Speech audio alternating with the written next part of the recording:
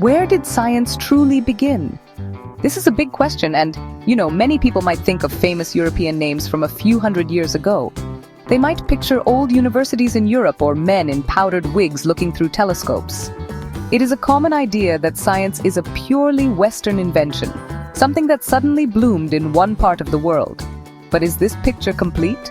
Or does the story of science have roots that spread much wider, across many lands and many different times?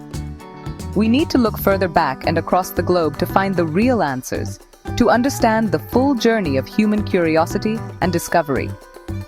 The truth is, the desire to understand the world is a human desire.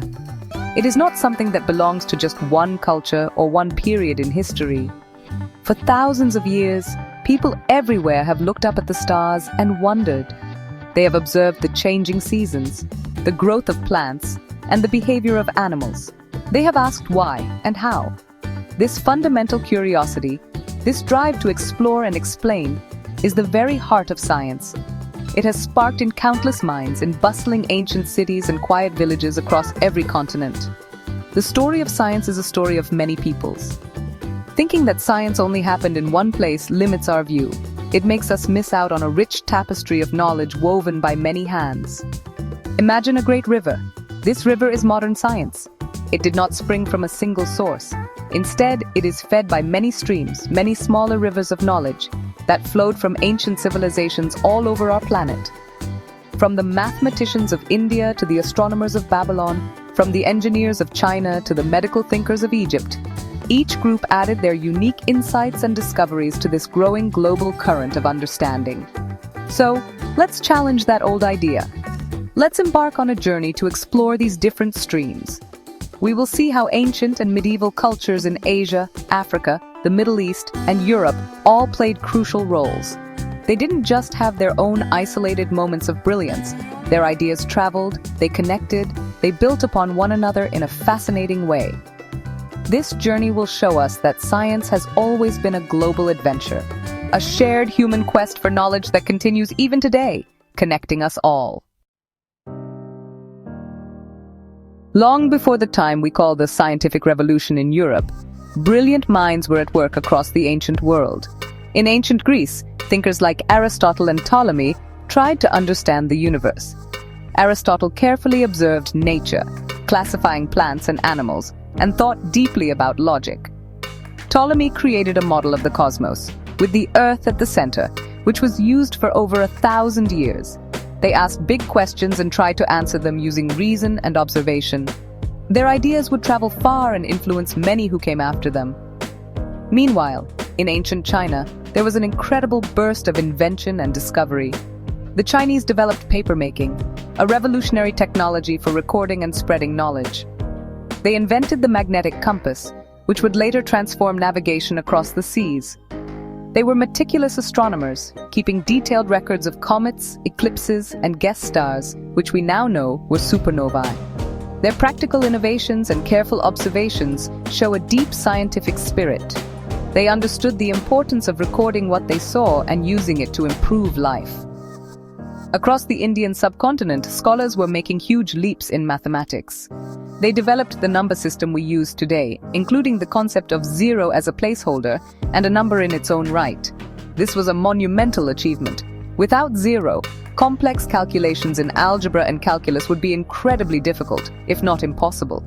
Indian mathematicians like Aryabhata also made significant advances in trigonometry and astronomy, calculating the length of the year with remarkable accuracy. Their mathematical genius laid essential groundwork for future scientific progress everywhere. And we must not forget the contributions from ancient Africa.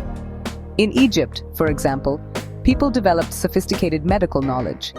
The Edwin Smith Papyrus, an ancient medical text, shows detailed understanding of anatomy, surgery, and treatments for injuries. They were also skilled engineers, as the pyramids clearly show, requiring precise measurements and knowledge of materials. Further south, in places like Nubia, there is evidence of early iron smelting and astronomical observatories. These early achievements demonstrate that the quest for knowledge and practical solutions was truly a worldwide human activity. As the classical civilizations of Greece and Rome declined, a new center of learning and discovery rose in the Islamic world during the Middle Ages.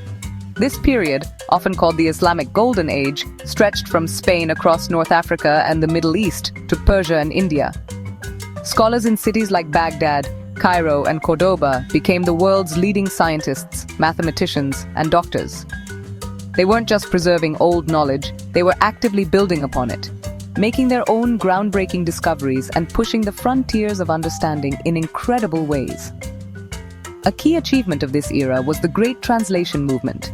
Scholars eagerly sought out ancient texts from Greece, India, Persia, and even China. They translated these works, especially Greek philosophy and science, into Arabic. This act of preservation was vital. Many original Greek texts were lost in Europe during this time, and it was through these Arabic translations that much of this ancient wisdom was later reintroduced to the West. Figures like Hunayn ibn Ishaq were master translators, ensuring the knowledge of figures like Galen and Ptolemy lived on and reached a wider audience. But these scholars did much more than translate. They critically examined the ancient texts, corrected errors, and added their own original research. For example, the mathematician Muhammad ibn Musa al-Khwarizmi, from whose name we get the word algorithm, wrote a foundational book on al-Jabr, which gave us algebra. The physicist Ibn al-Haytham, known in Europe as Al-Hazen, conducted revolutionary experiments in optics, explaining how vision works and laying the groundwork for the scientific method by emphasizing experimentation and observation. His work on light was truly transformative. This vibrant intellectual culture also saw great advances in medicine, astronomy, chemistry, and engineering. Doctors like Al-Razi and Ibn Sina, also known as Avicenna, wrote comprehensive medical encyclopedias that were used as standard textbooks in Europe for centuries. Astronomers improved upon Ptolemy's model, building sophisticated observatories and developing new instruments. This knowledge didn't stay confined to the Islamic world. Through trade, travel, and translations from Arabic into Latin, these ideas began to flow into Europe, especially through Spain and Sicily, igniting a new spark of learning there. The journey of scientific knowledge has always been one of connection and exchange, not isolation. The brilliant work done during the Islamic Golden Age, which itself built upon Greek, Indian, and Persian foundations, became a crucial bridge. When European scholars began to reawaken their interest in science and philosophy during the later Middle Ages and the Renaissance, they found a rich treasure trove of information in Arabic texts. Thinkers like Leonardo Fibonacci learned the Hindu-Arabic numeral system from merchants and brought it to Europe, revolutionizing mathematics and trade. Key figures of the European scientific revolution, such as Nicholas Copernicus, who proposed that the Earth orbits the Sun, were influenced by earlier astronomical models and mathematical techniques that had been developed and refined by Islamic astronomers. For instance, the Moraga school of astronomers in Persia had developed non-Ptolemaic models that bore some resemblance to Copernicus's later ideas. Similarly, Galileo Galilei's work on optics and astronomy benefited from the centuries of research that came before him, including the foundational work of Ibn al-Haytham on how light behaves and how we see. This interconnectedness is a powerful reminder that scientific progress is rarely the work of a lone genius cut off from the world.